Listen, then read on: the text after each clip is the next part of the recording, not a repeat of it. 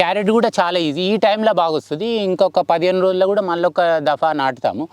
Carrot కూడా పెట్టాము. క్యారెట్కి ఏంటంటే ముఖ్యంగా ఏంటంటే భూమి లోపల పెరిగేటి, ఇప్పుడు ఉల్లిగడ్డ అనుకోవచ్చు, వెల్లుల్లి అనుకోవచ్చు, ఆలుగడ్డ, క్యారెట్ ఇట్లాంటివన్నీ ఏంటంటే లూజ్ సాయిల్ ఉండాలి. లూజ్ సాయిల్ ఉండాలంటే రేజ్డ్ బెడ్స్, దేనికైనా రేజ్డ్ బెడ్ ఇంపార్టెంట్. కానీ గడ్డ ఊరడానికి అంటే దానికి టైట్గా ఉందనుకోండి చిన్న మోతాదులో వస్తుంది. అదే మనకు చాలా లూజ్ ఉంది, ఇప్పుడు బెడ్ ఉంది అనుకో, నా చెయ్యి కూడా ఇట్లా వెళ్ళిపోతూనే ఉంటుంది లోపలికి.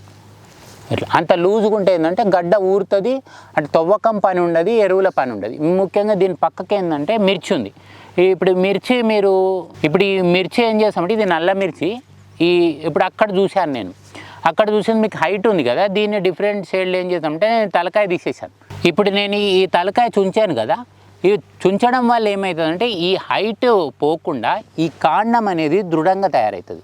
జనరల్గా ఏమైందంటే మిర్చి చాలా పెరిగిన తర్వాత ఈ మిర్చి అనేది చాలా లేట్ క్రాప్, అంటే ఒక 6-7 నెలల తర్వాత ఫ్లవరింగ్ స్టార్ట్ అవుతుంది. అయితే ఇది ఎంత హైట్ పోతే ఈ క్రాప్ వచ్చినప్పుడు పడిపోయే అవకాశం ఉంటుంది. నేనేం చేస్తాను, దీన్ని తలకాయ తీసేస్తే మీకు చిన్న సైడ్ నుంచి వస్తుంది, ఇవన్నీ బ్రాంచెస్ ఒక బుషీ లాగా అవుతుంది. ఇది పడిపోయే అవకాశం ఉండదు. ఎప్పుడైతే మనం తలకాయ తీసేస్తామో కాండం అనేది దొడ్డుగా అవుతుంది, మళ్ళీ క్రాప్ కూడా ఎక్కువ, అంటే ఎక్కువ బ్రాంచెస్ వస్తాయి. లేదంటే ఈ హైట్ పెరగడానికి దాని పవర్ ఉపయోగించేసుకొని ఇవి బ్రాంచెస్ రాకుండా క్రాప్ తగ్గుతుంది. అందుకని ఇప్పుడు అన్ని 300 చెట్లకు తలకాయ తీసేశాను. నేనేం చేస్తానంటే ఇప్పుడు అన్న ఇయర్లీ ఒకసారి వస్తాడు, నేను ప్రతిదీ కూడా మనకి ఇంపార్టెంట్ విషయం అన్నీ మన ఛానల్లో పెడతాము. అది వచ్చేసి @ప్రసాద్ రెడ్డి 8606. మీరు చేసుకున్నట్టయితే మనమందరం కలిసి ప్రకృతి వ్యవసాయాన్ని ఒక అద్భుతంగా చేద్దాం. దయచేసి ఏంటంటే మనం ఏంటంటే అశాశ్వతం, ప్రకృతి శాశ్వతమైంది. ప్రతిదీ కూడా మనం నేర్చుకునేది ప్రకృతికే కాబట్టి ప్రతి ఒక్కరు వాళ్ళ పేర్లు దయచేసి మీరు ఎన్ని సంవత్సరాలు 100 సంవత్సరాలు చేసినా మీ పేరు పెట్టుకోకుండా ప్రకృతికి క్రెడిట్ ఇచ్చినట్టయితే చాలా బాగుంటుంది. ఇప్పుడు నేను కూడా పాఠశాల అని పెట్టాను, గురువు నేను కాదు, నిత్య నూతన విద్యార్థి నేను ఇంకా 100 సంవత్సరాలు చేసినా కానీ నేను విద్యార్థి దశగానే ఉంటాను. ప్రతిదీ అప్డేట్, సైకిల్ నుంచి హెలికాప్టరు, రాకెట్, చంద్రమండలానికి వెళ్తున్నాం. వ్యవసాయం మాత్రం అనగదొక్కబడుతుంది. ఎందుకంటే ఒకటే ప్రామాణికంగా తీసుకుంటున్నాం. ప్రతి ఒక్కరిది ఇండివిజువల్గా ఒక పవర్ ఉంటుంది, ఒక ఐడియాలజీ ఉంటుంది. దాన్ని మనము పదును చేసుకొని వ్యవసాయంలో ముఖ్యంగా ఏంటంటే నాకేమొస్తుంది అని కాకుండా నేను ఏమిస్తున్నాను భూమికి, కొత్తదనం నేను ఏం సృష్టించగలుగుతున్నాం. ఒక 100 మంది కొత్తది సృష్టించారు అనుకోండి, అది ప్లస్ అవ్వకుండా పోతుంది. ఒకటే బేస్ పట్టుకొని మనం అక్కడ వస్తున్నాం, ఆగిపోతున్నాం, ఫెయిల్ అయిపోయి మళ్ళీ వెనుకకి వెళ్తాం. అది అట్లా కానే కాదు. అందుకనే దయచేసి ప్రకృతిని హైలైట్ చేద్దాం, వ్యవసాయాన్ని హైలైట్ చేద్దాం, మనం వెనుకుందాం. ముందంతా ప్రకృతి ఉండాలి, మీరు చేసేది ముందు పెట్టండి. పొలం మాట్లాడాలి, మనం కాదు. మనం ఎన్ని మాట్లాడినా కానీ పొలంలో ఏం లేకపోతే సక్సెస్ కాదు. ప్రకృతి వ్యవసాయాన్ని చాలా ముందుకు తీసుకెళ్ళాలి. నన్ను అడిగితే ఏంటంటే ఒక్క తరం సాక్రిఫైస్ చేస్తే నెక్స్ట్ భావి తరాలు బాగుంటారు. లేదు ఇదే మనము బిల్డింగ్లు, కార్లు, ఇదే మన జీవితం అనుకుంటే మాత్రం కొలాప్స్ అయిపోతాం. జస్ట్ 15-20 ఇయర్స్లో మనని ఎవ్వరు రక్షించలేరు. ఎందుకంటే మనంతలో మనము పాడు చేసుకుంటున్నాం. భూమి మీద ప్రతి ఒక్క జీవరాశి దాని పరిధిలా ఏం పాడు చేయకుండా అన్నిటికీ మేలు చేసుకుంటూ బతుకు. మీరు జస్ట్ అబ్జర్వ్ చేయండి, ఎక్కడ కూడా ఇబ్బంది లేదు ఆహారానికి. ఇన్ని కోట్ల మంది జీవులకు ఆహారం దొరికినప్పుడు కేవలం ఒక 50 కిలోల మనిషికి ఆహారం దొరకట్లేదు. అన్నిటిని చంపుకొని ఎన్ని కూడా సరిపోవట్లేదు. మేకలు, గొర్రెలు, లోపల భూమిలో జీవరాశులు, ఇవన్నీ ఏంటంటే మనకు మేలు చేయడానికి. ముఖ్యంగా ఏంటంటే భూమి మీద పెద్దన్న పాత్ర ఇచ్చిన మనిషికి మనం అట్లా మసులుకోవాలి. అంటే అన్నిటిని బతికించుకుంటూ, ఇప్పుడు పాలినేషన్ చేయడానికి తేనెటీగలు ఎగిరిపోయినాయి కదా, మనం ఏం చేస్తాం, మనం పాలినేషన్ చేయగలుగుతామా? తేనెటీగ గురించి ఒకటి మాట్లాడదాం.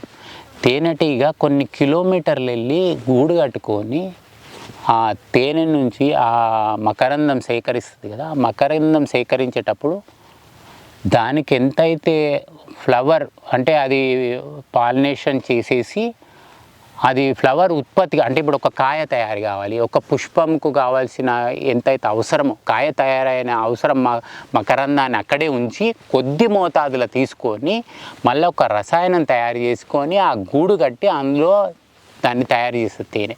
అంటే దానికి ఎంత ఉంది చూడండి. అక్కడ ఆ చెట్టు బతకాలి, అక్కడ ఒక ఫ్లవర్ రావాలి, కాయ కానీ ఫ్లవర్ కానీ రాయాలని మితంగా తీసుకొని దాని నాలెడ్జ్ ముందు మనం చదువుకున్నామంటాం కదా, అంటే కనీస ధర్మం అండి. ప్రతిదీ కూడా జీవరాశి బతకాలి, పాములు ఉండాలి, ప్రతిదీ కూడా ఉండాలి. ఇప్పుడు ఇక్కడ కూడా పాములు ఉంటాయి. పాముల గురించి వచ్చినప్పుడు ఒక సబ్జెక్ట్ చెప్తాను. చాలామంది ఏంటంటే మంచింగ్ చేయమంటే టోటల్ మంచింగ్ చేస్తారు. మీరు అబ్జర్వ్ చేసినట్టయితే బెడ్ మీద మంచింగ్ ఉండాలి. ఎక్కడైతే నేను పాదం మోపుతానో అక్కడ మీరు కాలువ చూసినట్టయితే కాలువలో మీకు క్లియర్ కనబడాలి. మీరు ఎక్కడ చూడండి, ఈ కాలువ అంతా మీకు క్లియర్గా ఉంటుంది. అంటే నేను పాదం పెట్టేటప్పుడు నాకు ఎక్కడ ఏమి ఉండొద్దు. సపోజ్ నేను ఇక్కడ కాలువలో కూడా నేను మంచింగ్ చేసినా అనుకుందాం, నేను పాదం పెట్టినప్పుడు చిన్న చిన్న పాములు ఉంటాయి. మేము అబ్జర్వ్ చేసిన నాగుంబాము ఏముంటే, వర్షకాలం ఒక పామును చూశాను. నాగుంబాము ఎంత ఉందంటే సన్నగా నా ఏలుల సగం ఉండేసి నా అరచేయి అంత ఉంది. నాగుంబాం పిల్ల ఇంతనే, నాగుంబాం పిల్ల అట్లా పాక్కుంటూ పోతుంది. అదే నేను ఇక్కడ కాలువలో నేను మంచింగ్ చేసి నేను కాలు పెట్టినట్టయితే అది కాటేస్తుంది కదా, దానికి కూడా విషం ఉంటుంది. కాబట్టి ఏంటంటే మనం ఎక్కడైతే ప్రాపర్గా చేసుకోవాలి అక్కడ చేసుకొని మనం పాత్ ఏరియా కంపల్సరీ విజన్ అనేది ఉండాలి. అంటే నా పాదం పెట్టేటప్పుడు కంపల్సరీ ఈ విషయం గుర్తుపెట్టుకోండి. మీరు వ్యవసాయం చేసేటోళ్ళు, ప్రకృతి వ్యవసాయం చేసేవాళ్ళు, నేను పాదం పెట్టేటప్పుడు ఒక కర్ర కంపల్సరీ, ఒక కర్ర పడ్డం తర్వాత ఇప్పుడు సపోజ్ ఇప్పుడు నేను ఎప్పుడైనా నా కర్ర ఉంటుంది, ఇవాళ లేదు జనరల్గా. ఇప్పుడు నేను ఇది చూశారు కదా, దాదాపుగా ఇది మీకు క్లియర్ ఉంది కాలువ, ప్రతి కాలువ అట్లనే ఉంటుంది కాలువ. ఇప్పుడు నేను ఇదంతా క్లియర్ ఉంది, నేను చూస్తున్నా. ఎప్పుడైనా మీ దృష్టి ఎట్లుందంటే అక్కడ ఏదో ఉంది, ఏదో జీవరాశి ఉంది, ఏదో పాము కానీ ఏదో కీటకం ఉంది అనే దృష్టి మీ పొలంలో ఉండాలి. ప్రతిదీ కూడా ఒక అడుగు వేస్తున్నామంటే జాగ్రత్తగా వేయాలి.